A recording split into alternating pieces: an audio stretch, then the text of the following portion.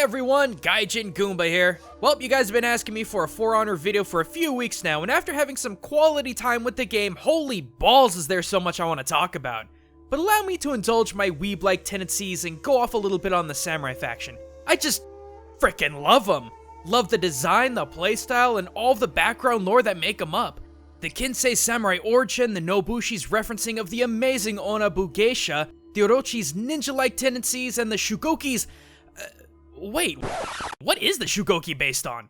I mean, I get it, Ubisoft keeps talking about how the Shugoki is based off of traditional Oni, but every other hero on the roster is based off of some true-to-life warrior, where the Shugoki, easily my favorite class in the game, that is until the Shinobi come out in DLC, is left without a lot of back history.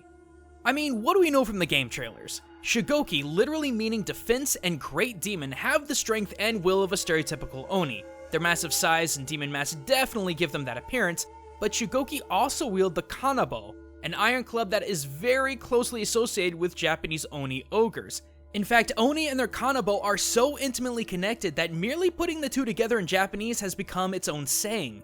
Oni ni Kanabo, or becoming as strong as one can be, or unnecessarily strong, a description that fits the Shugoki very, very well.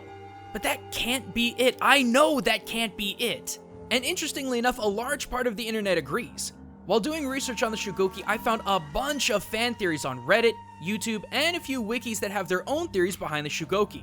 There's a lot of talk of not only rigorous physical training, but also specialized diets, graduation ages, and the importance of their masks.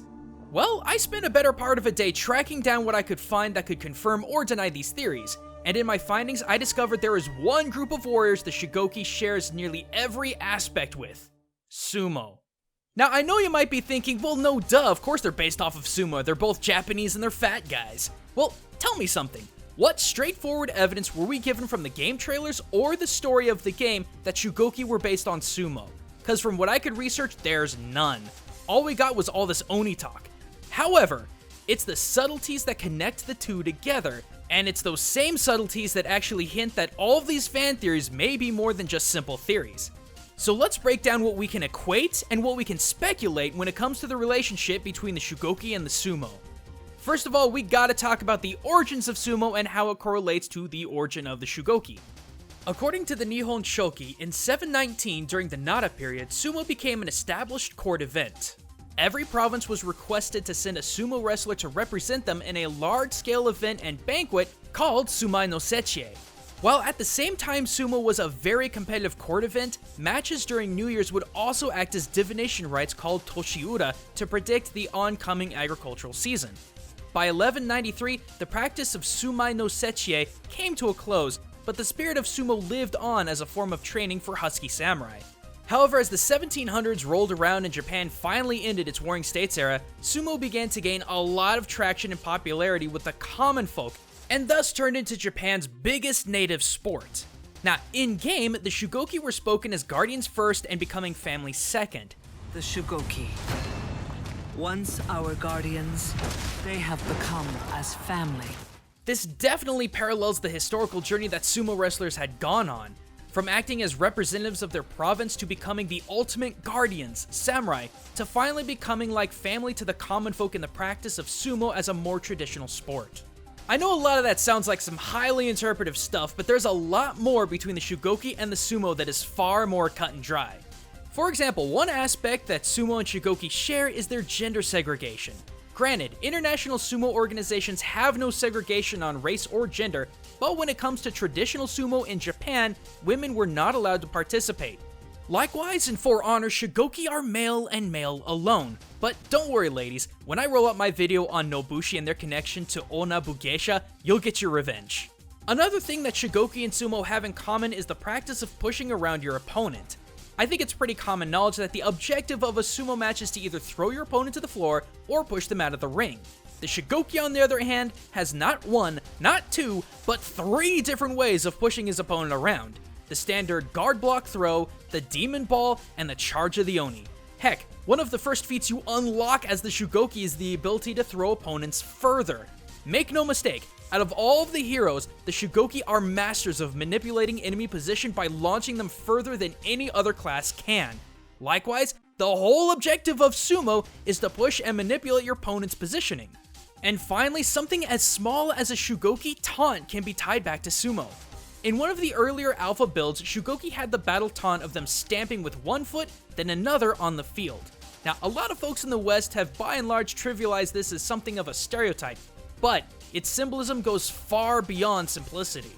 The movement and action of the stomp, like many things in sumo, heralds back to Shinto. The throwing of salt on top of the specific stomping on the ground was said to purify the area and rid evil from the ring. But the action goes even further than that. Every New Year in Japan, high-ranking sumo, including the highest of rank, Yokozuna, come to Meiji Shrine in Tokyo to perform a dance-like ritual stomp to bring good fortune to the new year. But these are some of the more obvious things that can connect the sumo to Shugoki. What about those internet theories that I mentioned in the beginning of this video? Well, there were 3 specific posts I wanted to address and see just how close to truth these theories might be when it comes to the Shugoki. In a Reddit post by Shogun Trooper, they theorized that the Shugoki started off as a local champion of sorts, a protector and celebrity of the people until the destruction of the samurai homeland. Now, the Shugoki have become integrated into the ranks of the samurai to officially fight for their new home. As far as headcanons go, I really like this one, and it could just as easily parallel to the story of how the sumo came to be, just backwards. With the exception of the dozen or so sumo that participated in the Sumai no Sechie, the majority of sumo were samurai turned ronin, mercenaries and bodyguards for hire who eventually became like family to the everyday people in the popularization of sumo as a sport. Like I said, very similar origins between Shugoki and sumo, just backwards time-wise. Moving on to a theory that I found on the For Honor wiki, under the lore section it stated, Shugoki are rare simply because few people even meet the requirements to join and fewer have the will. Like a sumo wrestler, their body is molded with exercise and food to build both strength and mass. They wield a weapon with the goal of an unstoppable momentum and skin too thick for a sword to cut through. If the Shugoki truly take their combat after sumo tactics, which we see in their 3 different throwing techniques, this wiki theory would make all the sense in the world. A lot of people like to dismiss sumo training as something simple that only requires you to be fat and nothing else. Not true at all. The daily life of a sumo wrestler starts at 5 AM at the Heia sumo schools in which they live in. Training continues throughout the morning into the afternoon with drills like shiko, which are stomping exercises to build lower body strength, matawari, where the sumo sits with legs splayed and must lean forward until his chest touches the ground while holding that pose, teppo training, a kind of pushing exercise where you constantly strike at a wooden pole with an open palm, then alternating to another. I guess this is where E Honda learned that whole 100 hand slap technique. Finally, Butsukari Geiko, a drill in which one sumo pushes another across a ring of sand and dirt until they reach the end, then they change positions and do it all over again. It certainly would take a strong will to train daily this way, and it would make sense for the Shugoki to drill in a similar way when dealing with leverage, positioning, and striking. After all, sumo not only train in pushing their opponents, but also how to hold their ground when being pushed themselves, which the Shugoki's passive, uninterruptible stance mirrors. However, this wiki lore states that Shugoki are not built on training alone, and neither are sumo.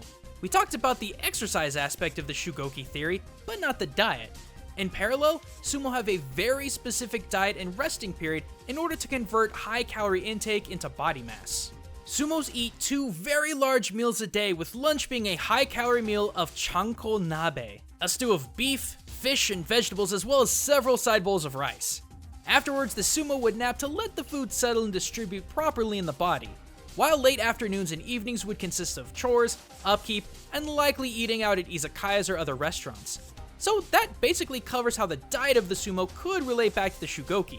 But there was one theory I found that really, and I mean really, could connect the sumo to the Shugoki on a very technical level. In my research, I came across a Livewire video that featured a comment from one, The Reaper, who stated some very specific aspects about the Shugoki's training in life.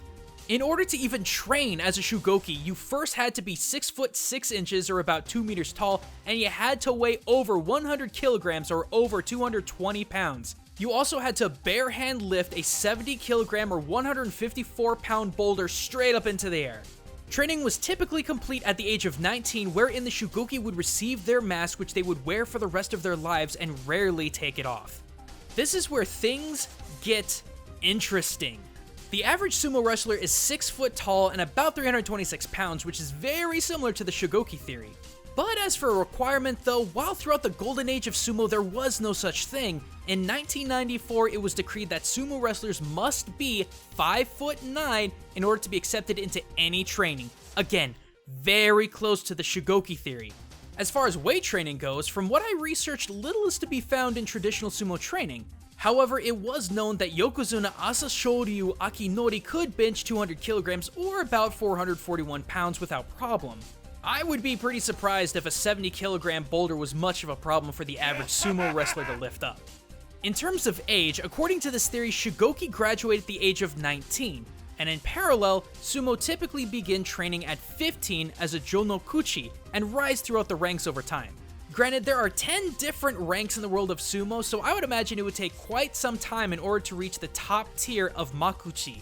About 4 years seems like an appropriate amount of time for sumo to rise in the ranks. Likewise, with a graduation age of 19, it would make sense for the Shugoki to start training around the post-pubescent age of 15. But it's this final detail that really got me curious. According to this theory, Shugoki receive their mask at graduation and rarely take it off. Sumo does have an equivalence to this, the chonmage or Edo-style top knot. Due to their close association with Shinto, all sumo wrestlers must wear their hair in a chonmage knot at all times, with exceptions of maintenance and care. To lose one's chonmage means one leaves the world of sumo forever. Likewise, with all this evidence piling up showing the Shugokis paralleling the sumo, it would seem that the loss of the Shugoki Soulmen mask might very well spell the end of the Shugoki life. But what do you guys think? Are these fan theories feasible, or is there something that we're missing? Let me know in the comments below, and while you're typing, I want to show off the winners of the Winter Fan Art Competition that was held by the Gaijin Goombah Fan Club over on DeviantArt.com. This year's entries were so spectacular, I honestly couldn't choose just one, so thank you all who participated. These were such a sight to behold. But thanks for watching everyone, and a big thank you to my Patreon supporters as well. If you want to learn more about how video games teach us about the world we live in, hit that subscribe button and click that bell to never miss out on a new video. And if you're wanting more samurai culture and gaming, click those annotations on screen and links in the description for even more.